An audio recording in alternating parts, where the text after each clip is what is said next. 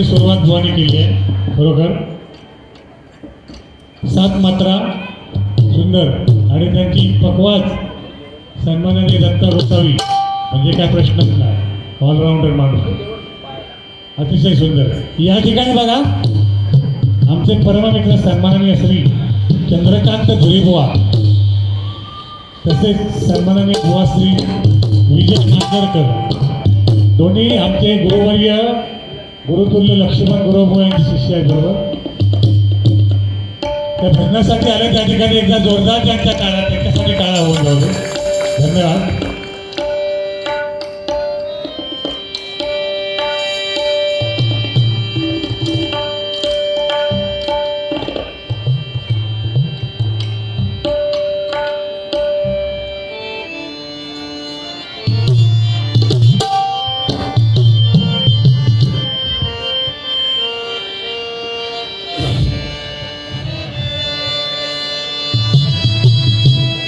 महाराष्ट्र माझा महाराष्ट्र माझा महाराष्ट्र माझा जय जय महाराष्ट्र माझा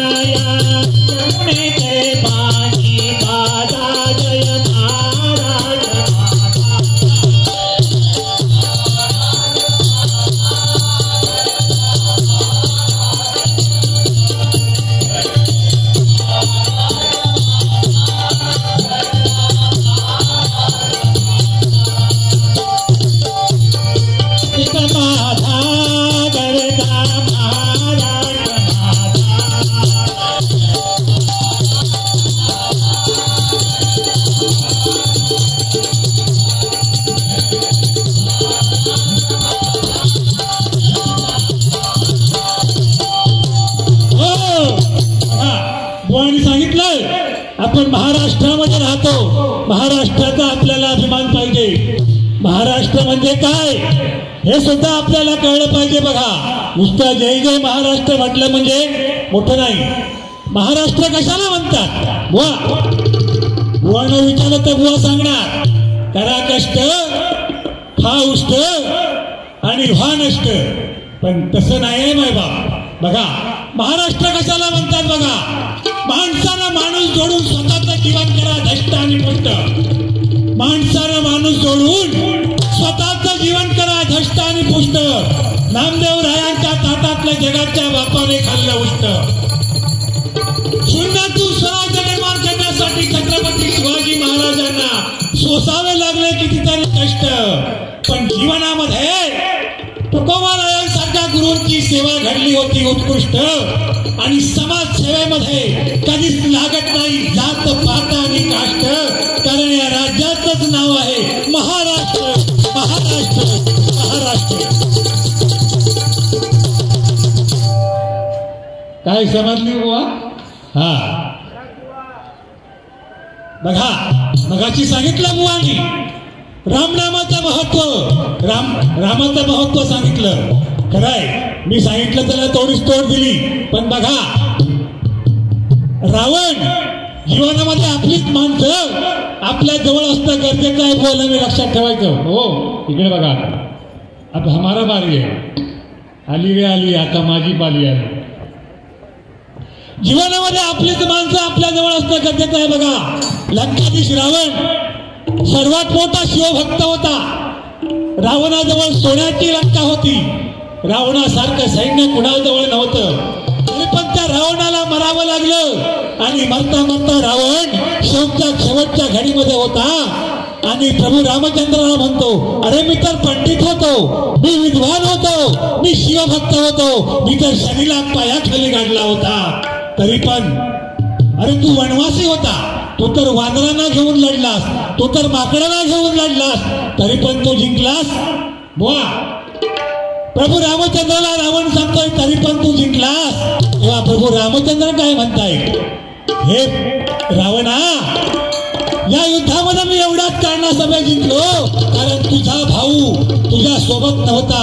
रावणा, तुझा भाऊ तुझ्या सोबत नव्हता, पण माझा भाऊ माझ्या सोबत होता, म्हणून मी या युद्धामध्ये जिंकलो. म्हणून आयुष्यात सगळ्यात मोठं काय तर आपली माणसं आपल्या सोबत नेहमी असणं गरजेचं आहे. बघा, बुवाने मगाशी सांगितलं, शून्यामधून गेले शून्य, राहिले शून्य. आणि या तुमच्यासारख्या मंडळासमोर, या भजनी श्रोत्यांसमोर भजन करतो, हेच आमचं पुण्य. बघा, म्हणून म्हणतो, सूर्य कुणाला झाकत नाही, डोंगर कुणाला झाकत नाही, सूर्य कुणाला झाकत नाही, डोंगर कुणाला वागत नाही. आणि जनता सेवा संघाचे लोक कुणाच्या बापाला घाबरत नाही, कुणाच्या घाबाला घाबरत नाही. आले किती गेले किती संपले भरारा, आले किती गेले किती संपले भरारा, संपला नाही आणि संपणारही नाही या जनता सेवा संघाचा नगारा, या जनता सेवा संघाचा नगारा, या जनता सेवा संघाचा. टाळ्या, व म्हणतो टाळ्या वाजवल्याने मलेरिया होतो, मलेरिया होत नाही. माणसा अटॅक येत नाही. बुवा, इकडे बघा, आता 7-12 काढू नको, क्षणाचं माणसाचं भरवतो नाही, अटॅकचा विषयच नाही. पण साधू संतांनी सांगितलंय बघा, टाळ्या वाजवल्याने काय होतं. बघा, टाळ्या एकदा जोरदार वाजवा. टाळ्या वाजवल्याच्या नंतर आपल्या 2 हाताच्या बाजूने एक रेषा गेली आहे. बघा, गेली आहे, त्या रेषेला धनरेषा म्हणतात. टाळ्या वाजवल्याने ही धनरेषा जोरात वाढते. बघा, वाढली. एका टाळ्या वाजून बघा, वाजवा जोरात टाळ्या. तुम्ही प्रोत्साहन दिलात तर आम्हाला मजा येणार. आता बघा, रेषा वाढली काय, ती धनरेषा वाढते असं साधू संत सांगतात. पण मायबाप प्रेक्षक तसं काही नाहीये, धनरेषा वाढत नाही. पण टाळ्या वाजविल्यामुळे जे समाधान मिळतं, जे सुख मिळतं, ते पैशापेक्षा कितीतरी महत्वाचं असतं. म्हणून टाळ्या वाजविल्या पाहिजे. आता माका सांगावं, मी कुठे, माझी हाईट कुठे, उभं रावलंय तर झेगात असं घेतलंय तर गुलाम पाणी जरी मागते ते आणि म्हणतात माझ्या सगळ्यावर गेली.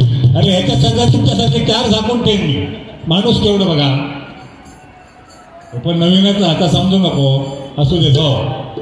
आणि म्हणतात काय, शेजारी तो चष्मा, तो बाकी काय दिसला ना, उद्या सांगते घरवाले फोन करून, शेजारीने तो चष्मा बुवा बघतात म्हणून.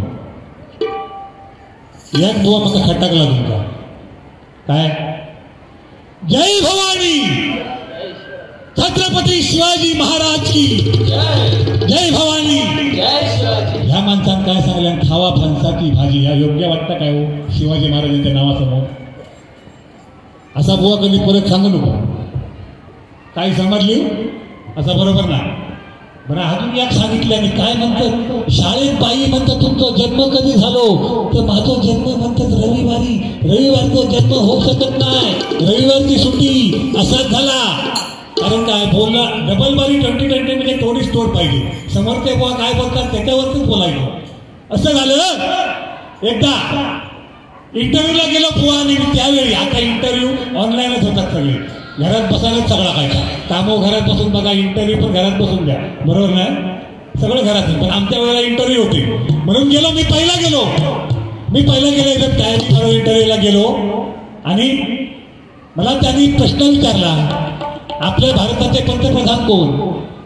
तर मी म्हटलं अहो नावामध्ये काय आहे? त्या टायमिंगला राजकारणामध्ये 15 दिवसांनी नाव बदलतात. नावात काय आहे? सध्या तरी नरेंद्र मोदी आहे.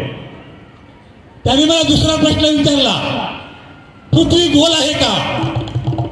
मी म्हटलं सध्या तरी पृथ्वी गोल आहे, शास्त्रज्ञांचं संशोधन चालू आहे, लवकरच माहिती पडेल. तिसरा प्रश्न विचारला, आपला भारत देश स्वतंत्र कधी झाला? तर मी म्हटलं 1942 सालापासून चळवळ चालू झाली, 1947 साली आपला भारत देश स्वतंत्र झाला. बरोबर, सगळ्यांना मान्य?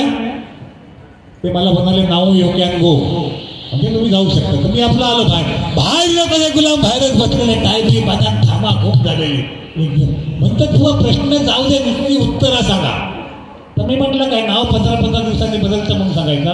दुसरा प्रश्न, शास्त्रज्ञांचं संशोधन चालू आहे, लवकरच माहिती पडेल म्हणून सांगायचं. आणि तिसरा प्रश्न, 1942 सालापासून चळवळ चालू झाली, 1947 देश स्वतंत्र झाला म्हणून सांगायचा. गेले एकदम काय बी म्हणत ना, I am coming sir. Sir बोलले यस येस येस म्हटल्यावर गेले आणि लगेच खुर्चीवर बसले. लक्षात ठेवा, गेल्याबरोबर लगेच समोरचं बोलत नाही साहेब, तो परत खुर्चीवर बसायचा नाही. हे गेले खुर्ची घेतल्याने बसली. कारण का डोक्यात तेवढा शेजारने जो चष्मा तो इतक्या होत्या. समोरच्या सर बोलले यू सिट डाऊन, तरच बसायचं. हे बसले स्टँडअप. मग असे बोलले ना सुदेश स्टँडअप. परत बोलले सिट डाऊन म्हटल्यावर बसले. पहिलाच प्रश्न विचारला, तुमचं नाव काय? त्यांनी हे मुला म्हणतात नावात काय म्हणाले, 15 दिवसांनी बदललं. नावात काय आहे? सध्या तरी सतीश सावंत आहे. इंटरव्ह्यूवर घेणारो म्हणता मालवणी नव्हता ना, होय की नाही? बोला. इंटरव्ह्यू वाला म्हणता ह्याचा डोका फिरला का, ह्यांना वाटला दुसरा प्रश्न विचारला त्या साहेबाने. हे म्हणतात शास्त्रज्ञांचं संशोधन चालू आहे, पण सध्या तरी तसाच वाटतं डोका फिरल्यासारखा, पण लवकरच माहिती पडेल. तिसरा प्रश्न विचारला, सावंत बुवा तुमचा जन्म कधी झाला? गुलामान टाइम लागलाय म्हणालो, 1942 सालापासून चळवळ चालू झाली, 1942 सालापासून, आणि 1947 सालात म्हणालो जन्म झालो. असो काय असू दे. सध्या बघा या ठिकाणी महिला वर्ग पण मोठ्या संख्येने उपस्थित आहे. आजकाल महिला लोकांची खूप चांगली आहे. 50% आरक्षण, त्याच्याशिवाय 1500 रुपये कसले लाडकी बहीण योजना.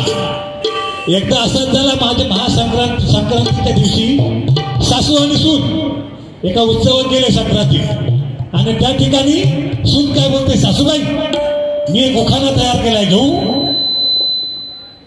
सासूबाई म्हणते घे.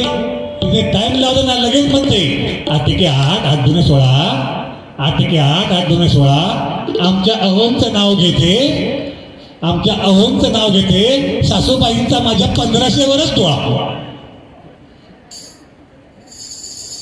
किती जरी असला बुवा अनुभव श्रेष्ठा. सुनेन इतक्या म्हटल्याच्या नंतर सासू का प्रवाह. सासून लगेच म्हणला सुनबाई सुनबाई मी पण नाव घेणार. सुनबाई लगेच सासूबाई तयार झाले, नाव घ्याव. सासूबाई नाव काय घेतलं? डॉक्टरने दिलं इंजेक्शन, चोळायला दिला कापसाचा बोळा. डॉक्टरने दिलं इंजेक्शन, चोळायला दिला कापसाचा बोळा. आमच्या अहोंचं नाव घेते बुवा, आमच्या अहोंचं नाव घेते. तुझ्या 1500 साठी सटवे माझ्या लेकरानंच केले कागदपत्र गोळा, माझ्या लेकरानंच केले कागदपत्र गोळा. अशी परिस्थिती आहे. पण मायबाप प्रेक्षक हो, स्त्री सर्वात श्रेष्ठ आहे. बघा स्त्री बघा, ज्याला आई म्हणून कळाली तो जिजाऊचा उभा झाला. स्त्री ज्याला बहीण म्हणून कळाली तो मुक्ताईचा नाना झाला. स्त्री ज्याला प्रेयसी म्हणून कळाली तो राधेचा श्याम झाला. आणि स्त्री ज्याला बायको म्हणून कळाली तो सीतेचा राम झाला. सीतेचा राम झाला, सीतेचा राम झाला. शेजारी तो चष्मो इतको स्वस्ती आतो.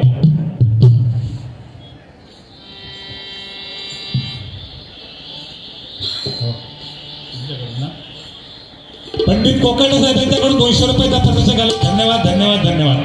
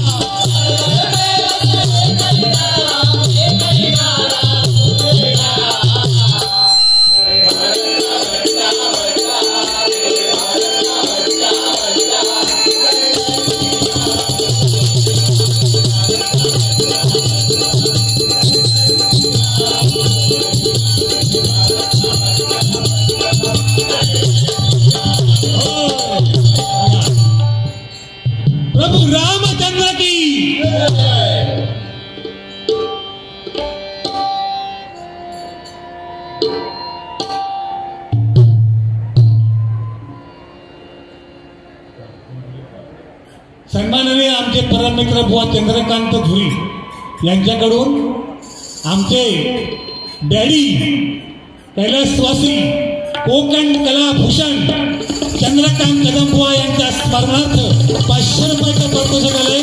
मनापासून स्वीकारतो. धन्यवाद धन्यवाद धन्यवाद. आज 40 भरा दिला. कारण चंद्रकांत कदम बुवा जी पंचरत्न आहे त्याच्यापैकी आमचे डॅडी या नावाने आम्ही त्यांना संबोधतो. त्यांच्या स्मरणार्थ 500 रुपये आले. खरोखर मन भरून आलं. एकदा आमच्या कदम बुवांसाठी जोरदार टाळ्या होऊन जाऊ दे. कारण चंद्र सूर्य असेपर्यंत या व्यक्तीचं नाव कधी मिटलं जाणार नाही. त्याबरोबर बाकीची पण पंचरत्न आहेत बघा. चंद्रकांत कदम, परशुराम पांचाळ, विलास पाटील, वामन खोपकर, काशीराम परब, आमचे गुरु ज्ञानदेव चव्हाण बुवा अशी रत्न होणं नाही बघा. खरोखर चंद्रकांत बुवांचं आरे फाट्यावर मोठं स्मारक बांधलंय. दरवर्षी त्या ठिकाणी कार्यक्रम सादर करतो. काय बरोबर ना? काय 7-12 काढता?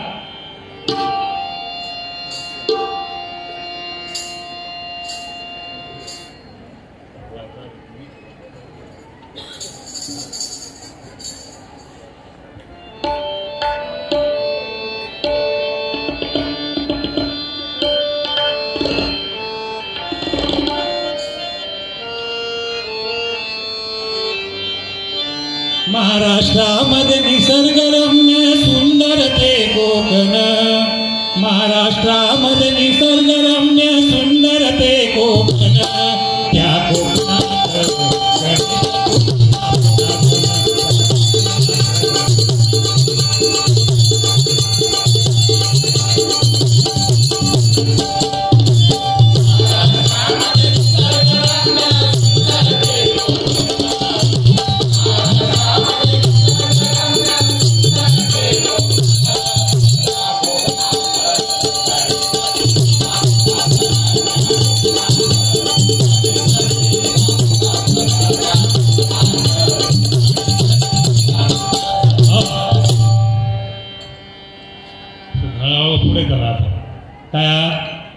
बुवा तसा खूप काय काय बोलले. पण आता वेळेअभावी थोडा लवकर एक करायला लागेल.